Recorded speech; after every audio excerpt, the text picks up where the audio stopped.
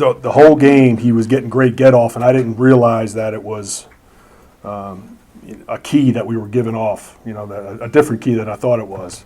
And going back and looking at it, it was on me. I mean, I didn't see it during the game, and I missed it, and they got us. And it was a good play by him, and we learned from it and we moved forward. Dave, can you talk about how the lines of communication with Blake Bell's not working this week? Yeah. He left the game, we weren't sure if he was going to come back. He does come back, and on the block he was out there as well. Physically, how was he? How do you get that communication? He was fine. He just when a guy goes offsides, if you think he goes offsides, you need to go all out and just block him. Just block him, singled up. Don't assume that you're just going to get a penalty and just let him go. That was our mistake. We just have to block that guy and then let the chips fall where they may, and then we go, and then we move forward. On his physical status, were there No, there was nothing. I mean, he was fine. If our trainers say he's fine, he's full go. That had nothing to do with it. Is there just one more? I'm sorry. Is there a player? I know it's a tough guy sport, right? And you want to be out there, and everybody says, "I can go, coach. I can go, coach," and that's kind of the culture of the sport. Is there a time where a player has to be a little more honest and say, "Look, I can't do it"? Yeah, I mean, if the player is if they say he can go and he says he can go, we're going to usually put him in there, and go with it. I mean, communication's important. If he says he can't go, we won't put him in, Dave, So. I'm sorry. I'm sorry. Go ahead. Special teams, week-to-week thing. The week before against the Vikings, everything was great. But from a consistency standpoint, over the season, where are you with special teams? It's been a rough year for us. I feel like it's been up and down. The return game, we've been close, but I've been saying that every week, it seems like. So, we need a breakout game. We need in the return game. Our coverage, I love our coverage. Kickoff and punt, I think it's doing excellent. And then, the debacle that happened, it was unfortunate, and obviously, in the same phase, it really hurt the team. I thought, and I told the guys this too, I said the offense and defense did enough to win the game. We have to finish that. We have to be perfect. We have to get that job done. That's our job, to get that done, and we didn't get it done. So, we hold ourselves accountable, coaches, players, and certainly Dustin and James, those guys will get it right. I'm sure that you guys practice the what if something goes wrong on a snap. Sure. What is sort of Dustin's assignment when something? Well, we have a fire call, and it's we have guys that automatically go out on routes, but it happened so fast that the surprise of it was the ball was on the ground, and then by the time he picked it up, it wasn't. He didn't see the snap coming, and he bobbled it. Yeah. So it was a situation where it was hurried up.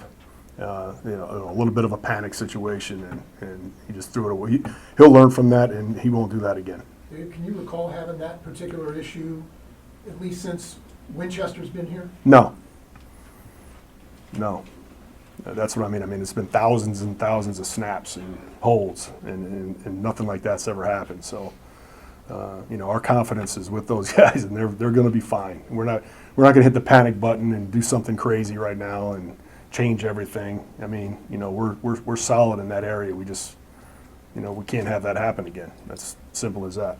Last week we talked about how McCole was building up to that Tyreek Hill type punt returner. Where are you at in your evaluation of whether he should be? He's still developing. Yeah. He's still developing. You see him still making some mistakes sometimes. It's plain as day. Everybody sees it, but he's getting better. His confidence is building, and he sees it when he watches the tape and he sees what he could have did better, and he's very receptive to it, and he wants to be great, and he will be great. How much of this, Dave, is harking back on something that had occurred in a previous season that you can sort of rely on to get the majority of the guys on the special teams unit to play better towards the end of the year? Is there something in your experience Sure. that gives you confidence that you can? You got to keep pounding. You got to keep pounding the rock, and you have to show them the tape and show them how close you are. Show them like, hey, just finish this double team block. Just finish this block and climb and vision, and you look at the tape and you just study it and you see it, and the players see it too.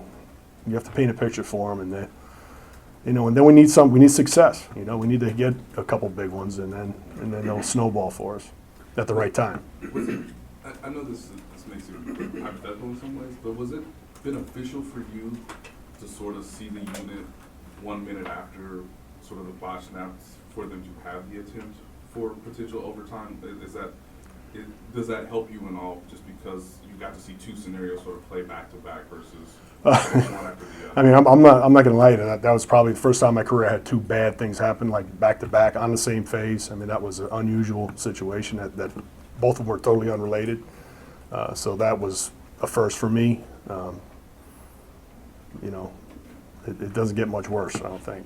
Coach, on McCormick, I know the cameras caught you when he fair caught it at the end of the first half. It was obviously frustrated or at least having a serious discussion. Coaching. Coaching, yes. Coaching, but I'm curious, as he went over, I mean, he didn't, like, the rule states, right, you gotta get your hand up. And It's not a, you know, I've said this before in here, it's not a set rule. You know, it depends on how much hang time's on the ball. You know, that all matters. No, I understand, and Yeah. we all know, I think, the two, you don't wanna stop the ball. Sure, But, right. But he kinda, it seemed like it was a last minute thought on just the fair catch part. Right. And he didn't really get the hand up. So what I'm curious is, had he taken off running?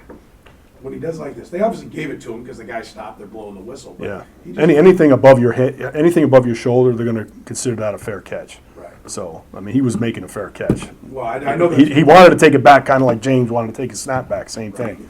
But it's too late, you know, and I mean, when he you- could have let the ball go, and he could have, you know, that's the only option he had right there, is let the ball go. Yeah. What we want him to do is let the ball go and go block that gunner, the gunner, and then let the ball go be a touchback. That's what we want him to do. But on waving for the fair catch, if he doesn't clearly get his hand in the air, right? Like, there are times Yeah. you know, that's a deal.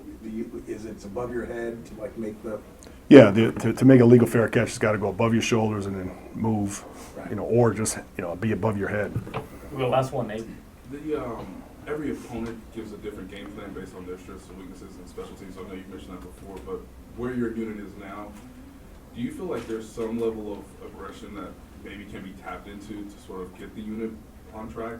I don't know, I mean, if that comes to situational, I think to some degree, whether you want to go forward or try something that you haven't necessarily put on tape, but do you think that could be sort of? I mean, it's game to game. It's, you know, we look, you know, we game plan every week, and if a team is giving us something, we'll try to attack it. If not, you know, I mean, we'll be a little bit more safe. If a team's a fake team, we're going to sit back a little bit and be a little bit more conservative. So it's week to week. It changes every week. We're not going to do anything different now.